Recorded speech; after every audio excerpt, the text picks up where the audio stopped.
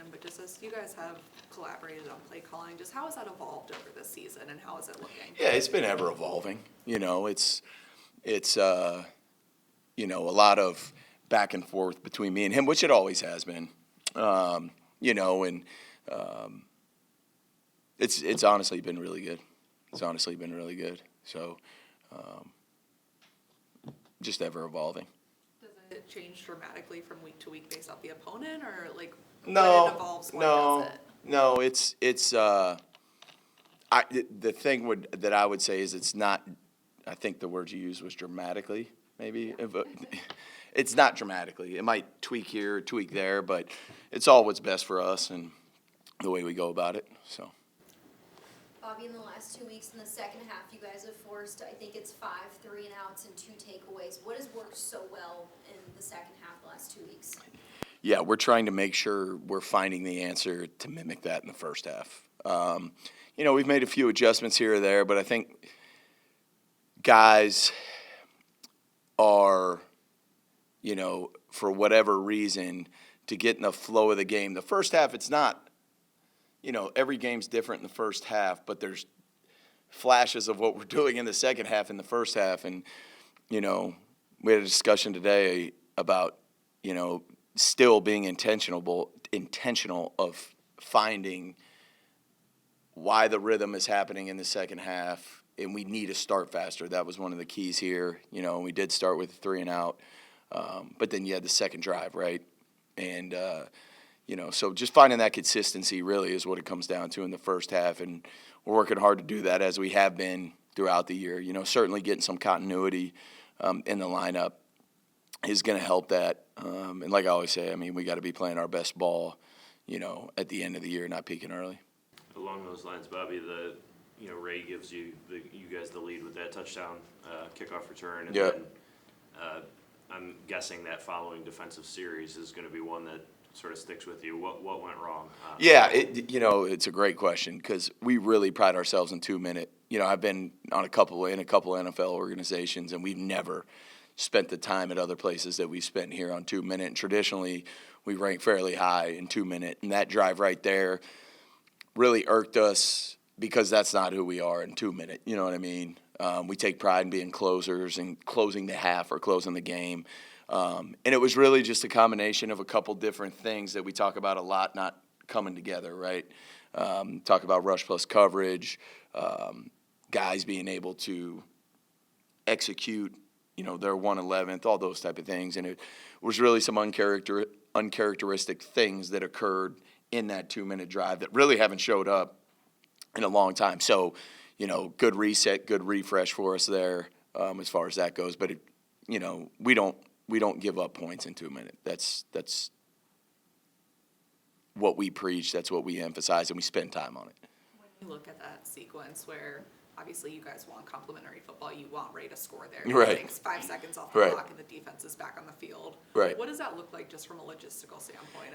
That's a great question. So it's interesting because as you approach the end of the half or end of the game, you start to organize, okay, how many timeouts, what's the situation? End of game is completely different than end of half.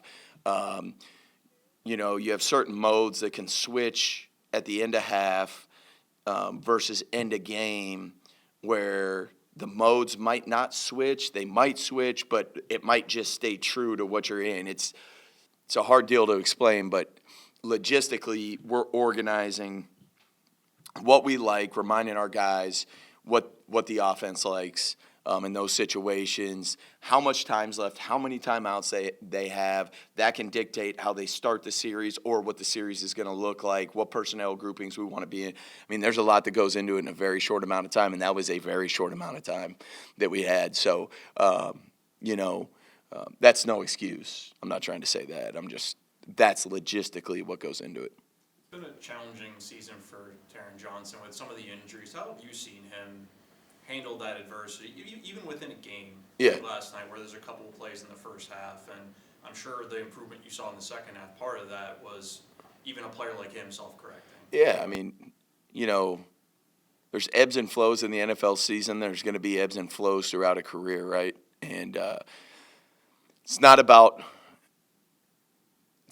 like I guess the best way to say it is what negatively is happening, because something bad's going to happen to each player. Something at some point, and you can't ride that roller coaster, and you got to correct it quickly. And he certainly did that. Came up with a clutch stop at the end, and Taryn's a pro. Taryn knows what it's supposed to look like. He knows how to pull himself out of that. And, it's for all our guys. It's trying to find that consistency in the level of play. And, Taryn certainly knows that. How did you evaluate the pass rush? I think there were maybe just 3 or 4 quarterback hits, no Yeah. sacks. Yeah, so I think 2 things there, Jay. I think A, we got to do a better job on first down. B, he was getting the ball out pretty quick. And certainly that game was one that, we wanted to affect him more, and needed to affect him more. And, there's a whole litany of things that can go into that. But when he does decide to hold the ball, we've got to get there. And we weren't able to do that. We hit him, I think, early twice. But, the way the game played out, they were in a two-dimensional mode, and that's certainly a challenge. What contributed the most to the second half run defense performance excelling the way? Yeah, I'd like to say that, there was a few adjustments in there that we made at halftime, but wish I had the answer to that, because we'd certainly start the game that way. But, you're in such a mode of just, okay, here's what they're doing. Here's a little adjustment, maybe here, a little adjustment there. And it's just about the execution, guys being in their gap, tackling well, all those type of things. And certainly the way the opponent is approaching you, you want to approach that a certain way, right? I think the guys just buckled down and took the adjustments. They're pros. They handle them well. Boom, we went in there, and I think it was in the second half. They had, 5 possessions for 60 yards or something like that. And, there's no reason that can't happen in the first half. Bobby, 2 straight weeks on the road here for the team. 2 tough places to play in Houston and then Pittsburgh. What's the right attitude to approaching away games?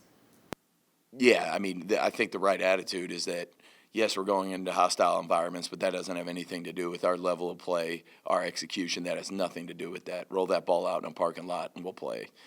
So, if you let those outside things in, then you're not keeping the main thing. So we certainly love going to hostile environments. I think our guys embrace that. But we just keep the main thing.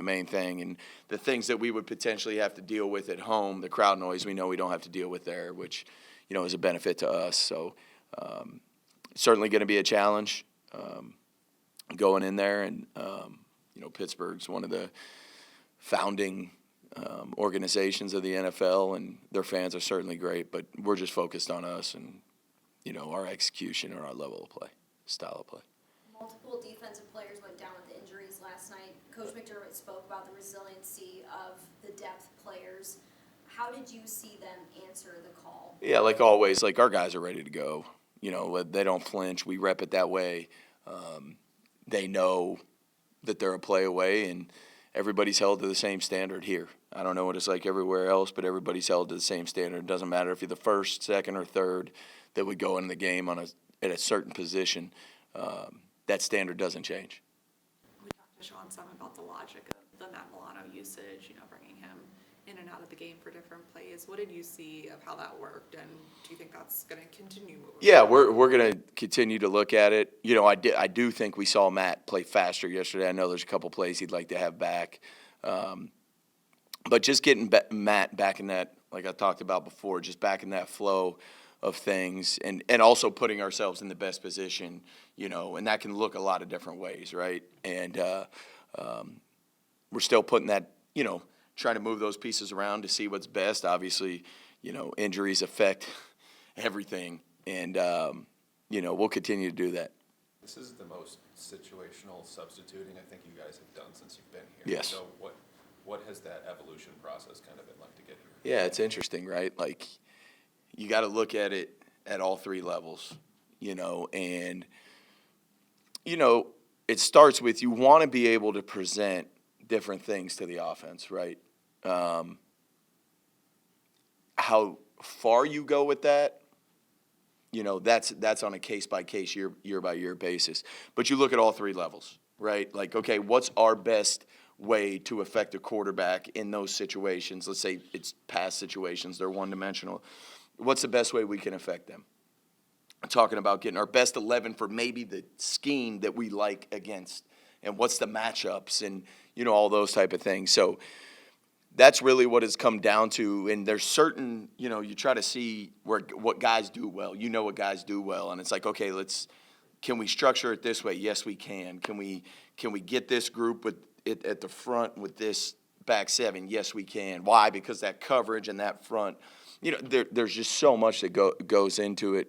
And we certainly, to start the year, let me say that, I'll go back to training camp, we certainly had some unique guys, right? Like your Hoyts and those type of things. So it's like, hey, let's try to find ways to get them involved. The same with Dorian Williams, right? And those are two examples, but Cam Lewis is another one. You just try to make sure it all marries up, but it's also we can execute and it's presenting things for the offense to have to potentially deal with. To that point, what is kind of the balance between doing all of these substitutions and then keeping guys in for game flow? That's a great question. There's certainly a game flow piece of it. And like I said earlier, I mean, it could change week to week, right, with who's available. But we're certainly conscious of the flow that you're talking about, because there's certain positions I think that there's less flow, right, and there's certain positions that there is a flow that matters. And, we're certainly conscious of that, and we start to see things dip. We're going to pay attention to that and make sure we're putting our guys, first off, putting the best 11 out there situationally, and then secondly is making sure we're not disrupting the level of player, style of play for a player.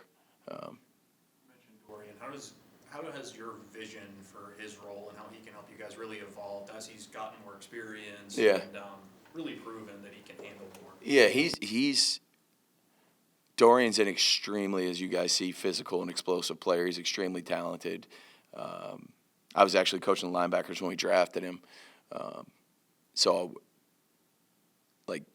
It's really cool to see how much he's evolved, because quite honestly, when he came here, he didn't know a whole lot, and it was a challenge for him to learn our scheme, and he's put the work in, and it's really fun to see him having success in some of these roles, and heck of a dude, talented player who can affect the game.